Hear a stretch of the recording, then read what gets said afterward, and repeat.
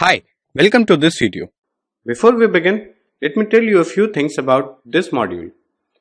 This module is aimed at beginners in Python. So even people who are well versed in other programming languages such as Java but new to data science are expected to go through this module since the syntax may be different.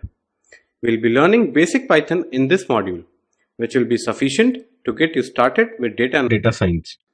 And as you will progress to the other modules, you will pick up some advanced Python skills.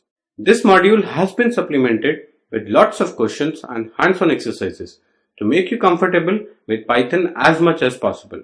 That is all good, but you must be thinking, why did we only choose Python and not R, Java or any other language for this module? Let me tell you why. Python is an open source language, so you do not need to worry about licensing fees or purchasing softwares for your analytics tasks. Coding in Python is similar to writing logic in English, and this is one of the reasons for its popularity.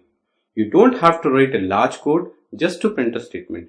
For example, a sample code to print hello world in C looks like this. Here we can see that we need to first import some input-output libraries, then create a main function, and finally print hello world.